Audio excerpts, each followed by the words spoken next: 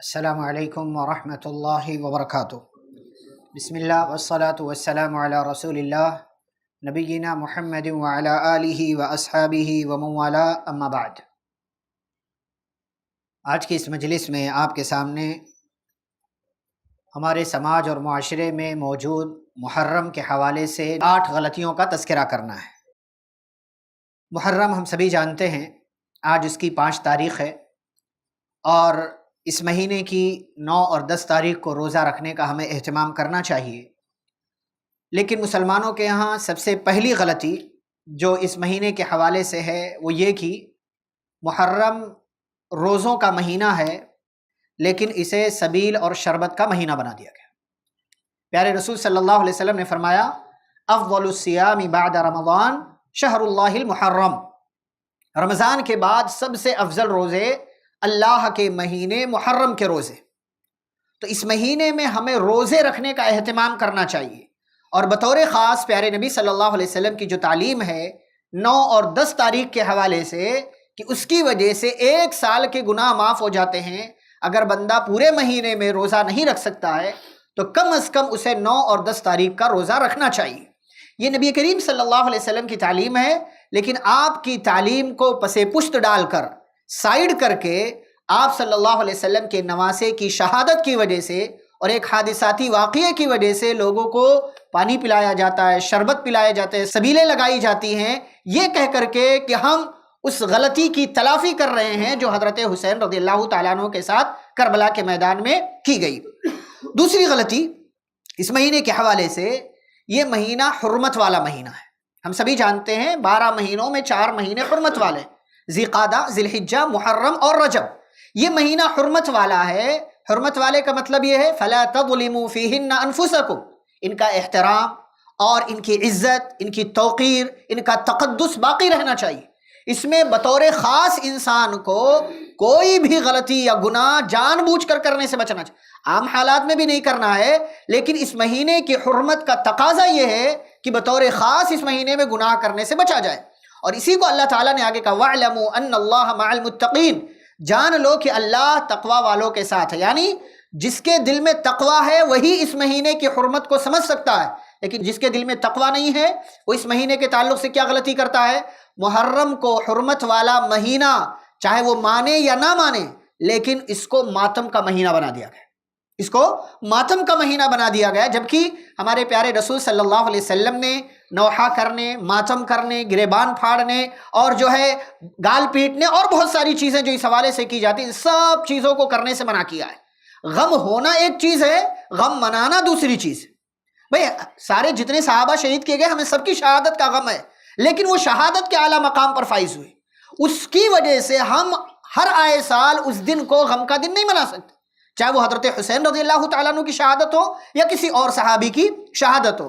تو اس مہینے کی دوسری غلطی یہ ہے کہ یہ حرمت والا مہینہ ہے، لیکن اسے ماتم کا مہینہ بنا دیا گیا۔ تیسری غلطی، یہ مہینہ ہمیں ہجرت کی یاد دلاتا ہے، لیکن ہم میں سے کتنے ہیں جنہیں ہجرت کی تفصیل معلوم ہے، جنہیں ہجرت کا سبق معلوم ہے، جنہیں ہجرت کے پیچھے کی کہانی معلوم ہے؟ اور کتنے لوگوں کو یہ پتا ہے کہ اسلام کی تاریخ میں یہ مکہ سے مدینہ کی ہجرت جو نبی کریم صلی اللہ علیہ وسلم نے صحابہ کرام نے کیا، یہ اسلام کی تاریخ میں ٹرننگ پوائنٹ ہے؟ ہم میں سے کتنے لوگ جانتے ہیں اس کو؟ پوری کہانی، پورا واقعہ کتنے لوگوں کو پتا؟ نہیں پتا ہے۔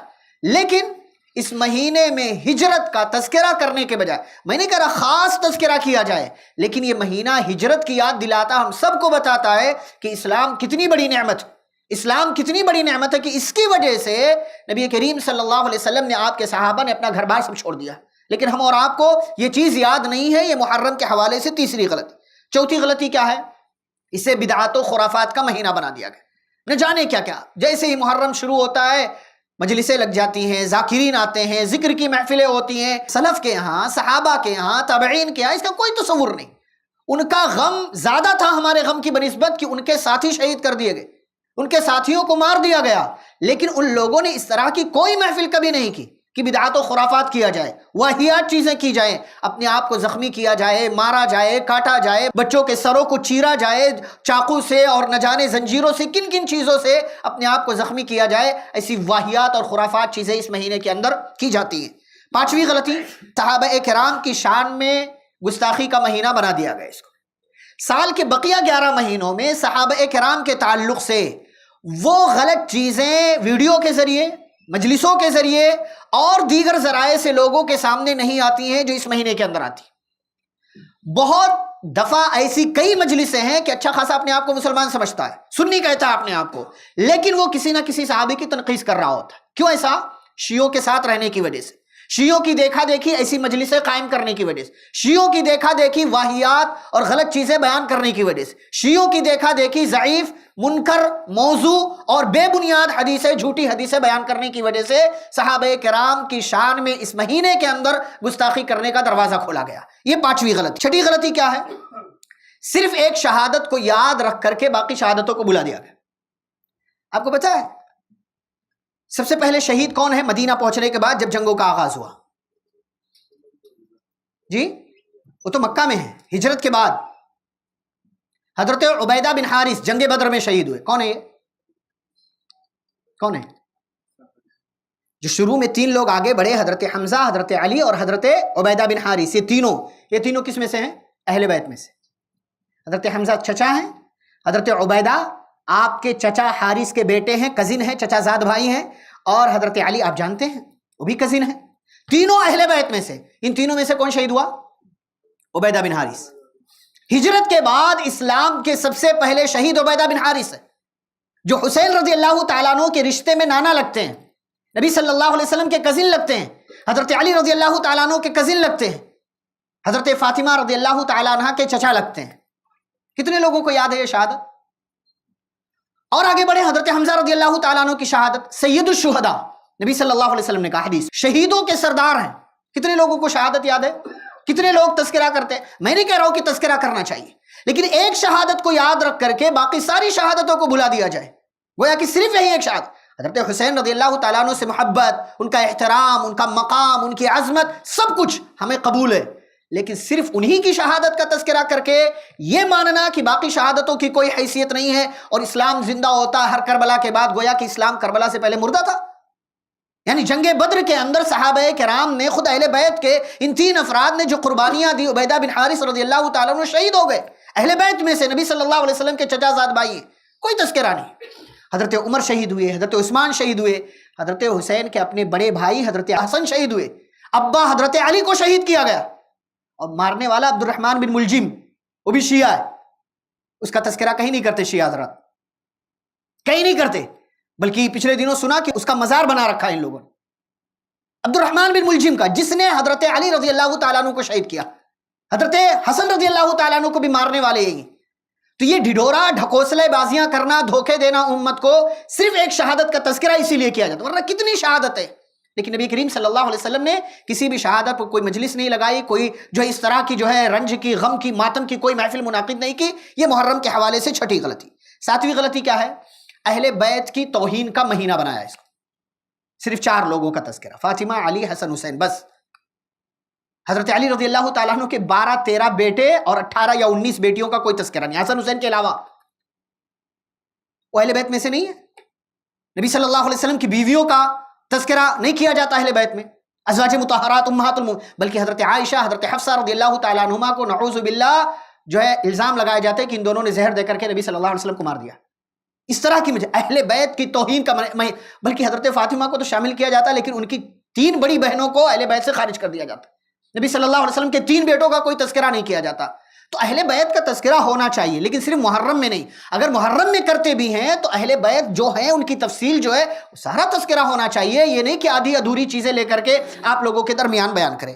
8ویں اور آخری چیز ہے، بعض لوگ یہ سمجھتے ہیں ڈھڈورا پیٹا جاتا ہے اعمال کے ذریعے، حرکتوں کے ذریعے، کرتوت کے ذریعے، کہ محرم کی جتنی عظمت ہے، حرمت ہے، محرم کا جو مقام ہے، وہ کس کی وجہ سے ہے؟ حسین رضی اللہ عنہ کی شہادت کی وجہ سے۔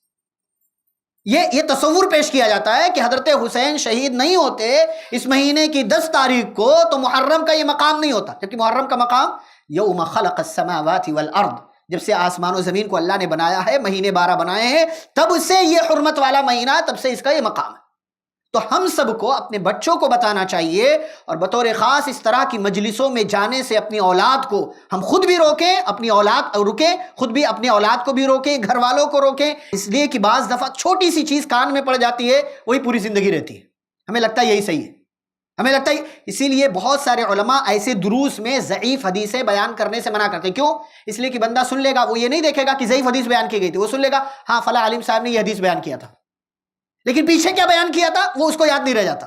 اصل چیز اس کو یاد رہ جاتی ہے، لیکن اس کے پیچھے کیا کس لیے بیان کیا گیا تھا، کس مقصد کے تحت، تو یہ نہیں دیا جاتا. تو ہم لوگ اس طرح کی ویڈیوز، آڈیوز، مجلسیں، ذاکرین کے پاس جا کر کے اس طرح کی باتیں سننے سے اپنے آپ کو بھی بچائیں، گھر والوں کو بھی بچائیں، بچوں کو بطور خاص بچائیں. اس لیے کہ بچوں کے دماغ میں ایک مرتبہ اگر کوئی چیز اس حوالے سے چلی گئی تو اس کو نکالنا بہت مشکل ہے، چاہے وہ صحابہ کی گستاخی کا معاملہ ہو، اہل بیت کی توہین کا معاملہ ہو، یا اور شہادتوں کا معاملہ ہو. اللہ رب العزت ہم سبھی کو ہر قسم کے بدعات، خرافات، واہیات، منکرات چیزوں سے دور رہنے کی، اور محرم کی جو عظمت ہے، حرمت ہے، اس حرمت کا خیال رکھنے کی اللہ توفیق عطا فرمائے. آمین. وصلی اللہ علی النبی الکریم. السلام علیکم ورحمۃ اللہ وبرکاتہ. ایسے ہی فائدہ مند اسلامک ویڈیوز دیکھنے اور منہج سلف پر کتاب و سنت کی تعلیمات کو عام کرنے میں ہمارا تعاون کریں، تاکہ آپ کے لیے ذریعہ نجات، جنت کے حصول کا سبب، ساتھ ہی مال میں برکت و اضافے کا ذریعہ بھی بنے. آمین. جزاک اللہ خیرن.